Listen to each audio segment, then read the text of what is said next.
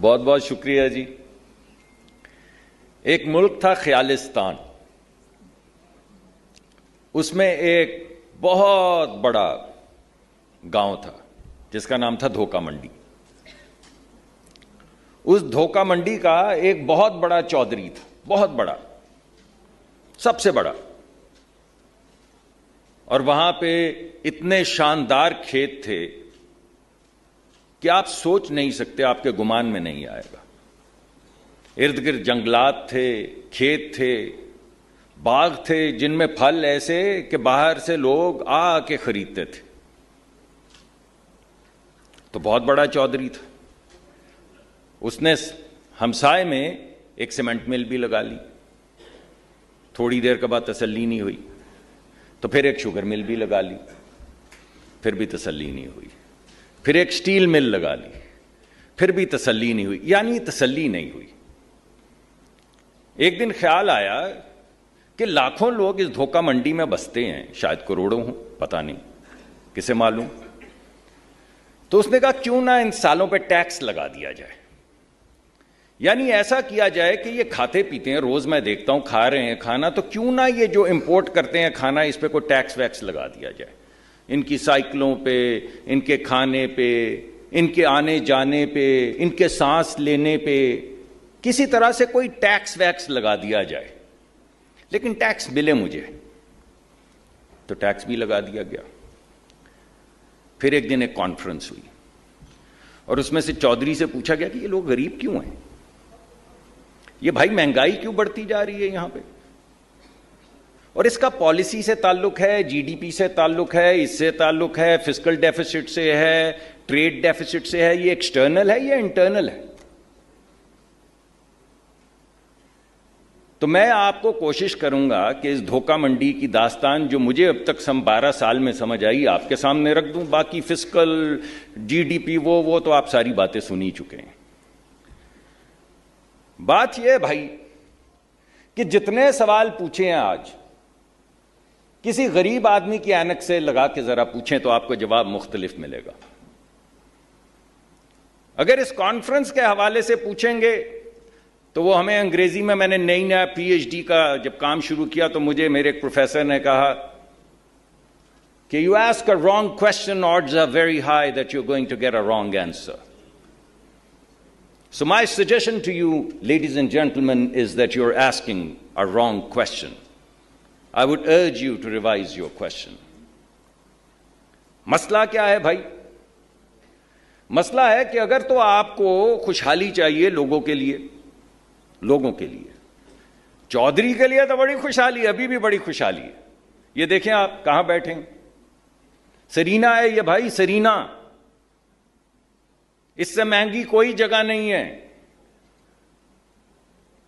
اور یہ جو لوگ ہم سب بیٹھے ہیں، مجھ سمیت، یہ کوئی 99% ملک کی طاقت اور کوئی 70% ملک کی دولت اس کمرے میں بیٹھی. اللہ کرے زلزلہ نہ آئے. اور سوال کیا پوچھ رہے ہیں آپ، اور کس کے لیے پوچھ رہے ہیں؟ بھائی وہ کہاں ہے جس کے لیے سوال پوچھ رہے ہیں؟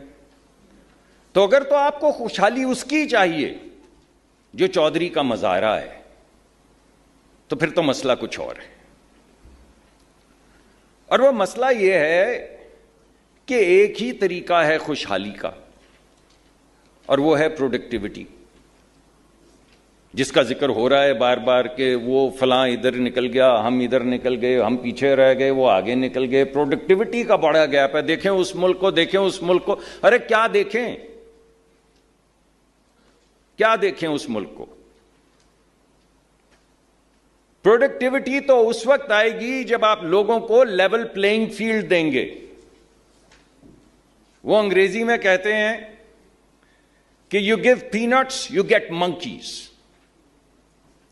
جب سارے شہر کو پتا ہے کہ ترقی کا راستہ، چودھری کی خوشحالی کا راستہ صرف ایکسس میں ہے، ایکسس میں، طاقت اور طاقت کا ایکسس. کس کو ملے گی 9 سینٹ کی بجلی؟ میں بتا دیتا ہوں. کس کو ملے گی $9 کی گیس؟ میں بتا دیتا ہوں. کس کو ملے گی ٹیکس بریک؟ وہ بھی میں بتا دیتا ہوں.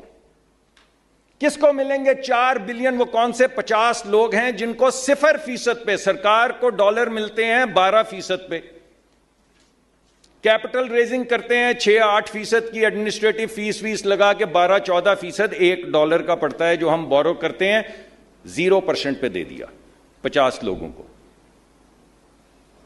وہ 125 کروڑ لوگ، 200 کچھ کروڑ لوگ، وہ ساری بات، وہ کدھر ہیں لوگ؟ ان کو کہاں ملا وہ؟ $4 بلین پتہ کتنے ہوتے ہیں؟ $4,000 ملین. جس ملک میں $4,000 ملین 50 لوگوں کو دے دیے جائیں اور سوال پوچھا جائے کہ یہ باقی لوگ غریب کیوں ہیں، تو میں آپ کو کیا جواب دوں اس کا؟ وہ 4,000 ملین $4 بلین لوگوں میں بھی تو بانٹے جا سکتے تھے چھوٹے چھوٹے کارخانے لگانے کے لیے. وہ لڑکے لڑکیاں جن کے ذہن میں، آنکھوں میں خواب ہیں کہ ہم کالج سے، اسکول سے نکلیں گے، کچھ پیسے ملیں گے، کوئی نئی کمپنی بنائیں گے اور یونیکارن بنے گا، انہیں کیوں نہیں دیے بھائی؟ انہیں کیوں نہیں دیے؟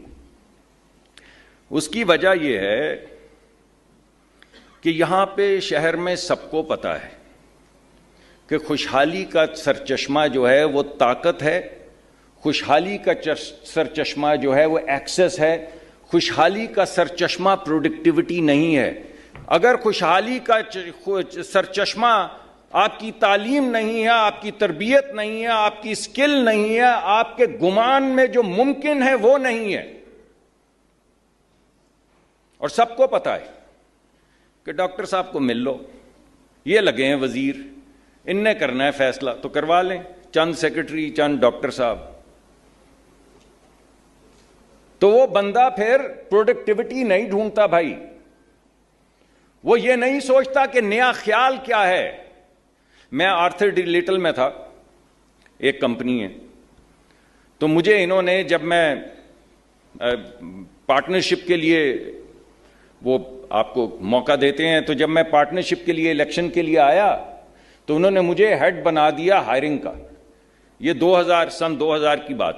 تو ہم ینگ 22-25 سال کے لڑکے لڑکیوں کو، ٹاپ 6 اسکول تھے ہمارے جن میں سے ہم ٹاپ 2% کلاس کو ہائر کرتے تھے اور 50% کو پہلے 5 سال میں فائر کر دیتے تھے. This was our model of hiring. Top 6 schools, top 2% of the class, 50% fired in the first 5 years. And continue to get those top 2% and continue to fire them till you get those 50 people or 100 people on whom you're going to bet. ہم ان کو higher کرنے جا رہے ہیں، ایک 24 سال کے لڑکے کو یا لڑکی کو یا 25 سال کے، اور اس کو کہہ رہے ہیں کہ تجھے $1,20,000 دیں گے سن 2000 میں. وہ کہتا ہے بھاگ جائے ادھر سے، نہیں چاہیے نوکری. He was so convinced کہ وہ جو اس نے اماں کے کریڈٹ کارڈ کے اوپر $25,000 یا $30,000 چارج کیے ہیں، اور ایک گراج میں 3 دوستوں کے ساتھ جو وہ گیجٹ بنا رہا ہے، he is going to throw the ball out of the ballpark and he is going to be the next Bill Gates. کس کے میں جرت ہے کہ یہ گمان اپنے ذہن میں لا سکے؟ کون ہے وہ کالج سے نکلتا ہوا لڑکا لڑکی جو یہ سوچے گا کہ میں جب سوئنگ کروں گا تو یہ سارے، کوئی سیٹ ہو، کوئی وزیر ہو، کوئی سفیر ہو، کوئی سیکرٹری ہو، میں اڑا کے باہر مار دوں گا ان کو، and I'd be the next unicorn. یہ بربادی ہوئی ہے اس ایکسس کی وجہ سے، اس ایلیٹ کیپچر کی وجہ سے. تو جب تک آپ ملک سے بھائی اس ایلیٹ کیپچر کو ختم نہیں کریں گے تب تک کچھ نہیں ہونے والا.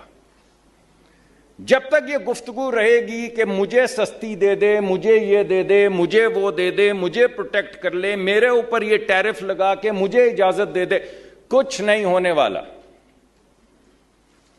ابھی پرائم منسٹر نے مجھے ایک ملک سے آنے والی تمام سرمایہ کاری کا انچارج بنایا، تو میں گھومتا رہتا ہوں. آپ سارے بیٹھے ہوئے ہیں یہاں پہ، آپ سب کی سب سے زیادہ طاقت ہے، سب سے زیادہ کریٹو آئیڈیاز آپ کے پاس ہیں. $1 بلین کا مجھے آئیڈیا بتائیں ایکسپورٹ بیسڈ.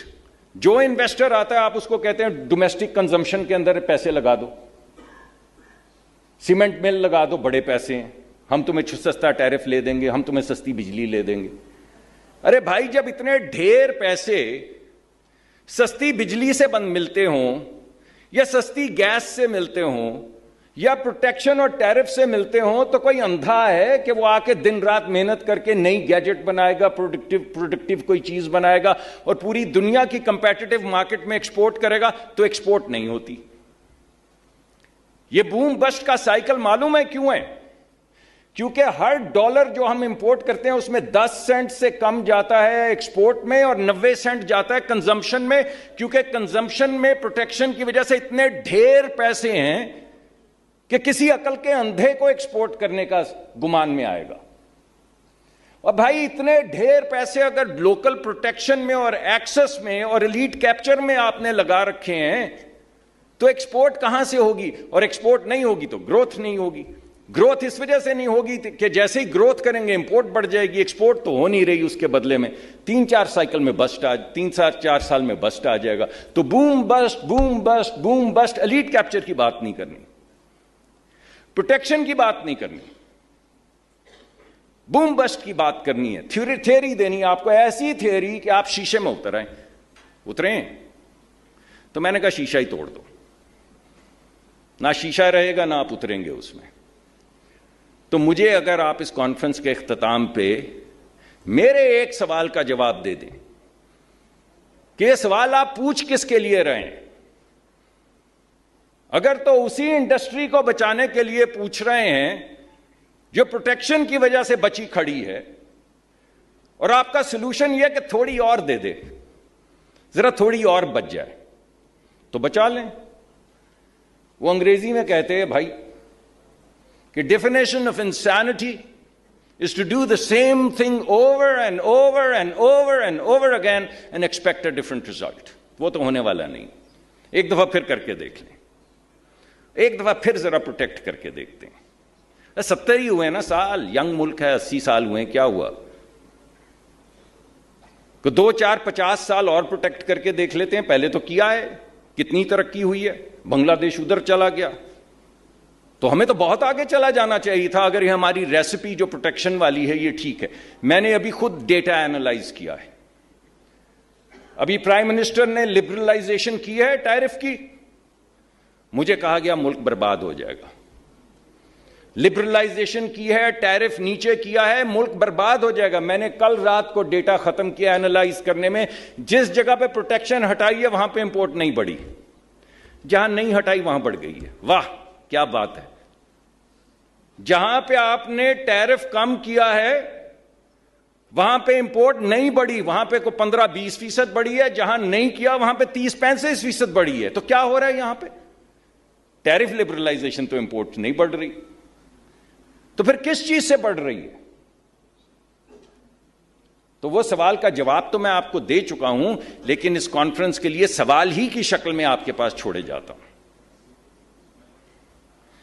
تو بھائی بات یہ ہے کہ جب تک آپ ڈیموکریٹائزیشن آف کیپٹل نہیں کریں گے, جب تک آپ یہ $4,000 ملین مڈ سائز کمپنیوں کو نہیں دیں گے, جب تک سرکار اور چند حضرات کی اجارہ داری ان بلینز اور بلینز آف ڈالرز پہ رہے گی, تو چند حضرات جو چودھری صاحب ہیں دھوکہ منڈی کے, ہم سمیت, انہی کو بلا کے انہی سے پوچھ رہے ہیں کہ مسئلہ کیا ہے. مسئلہ ہی تو ہے اس کمرے میں, اور ہے کیا؟ تو جب تک آپ کیپٹل کی ڈیموکریٹائزیشن نہیں کریں گے کچھ نہیں ہونے والا. جب تک آپ ایکسس کی ڈیموکریٹائزیشن نہیں کریں گے کچھ نہیں ہونے والا. جب تک آپ امید کو ڈیموکریٹائز اس ملک میں نہیں کریں گے کہ ہر بچہ بچی جو اسکول کالج سے نکل رہا ہے, بالخصوص بچیاں, وہ یہ سوچیں کہ اس بار جو سوئنگ کیا نا بیٹ, تو وہ گیند جائے گا, چھکا لگے گا. جب تک ان کو یہ امید نہیں دیں گے نا, اور ان کو یہ یقین ہوگا کہ اگر منسٹر کو نہیں جانتے, اگر سیکرٹری کو نہیں جانتے, اگر سستی گیس نہیں مل سکتی, اگر سستی بجلی نہیں مل سکتی, اگر سستا کیپٹل نہیں مل سکتا, اگر ریبیٹ نہیں مل سکتا, تو میرا کچھ نہیں مل سکتا. مجھے نوکری دے دو یار, مگر ایسی جس میں کوئی 4 پیسے بچتے ہوں.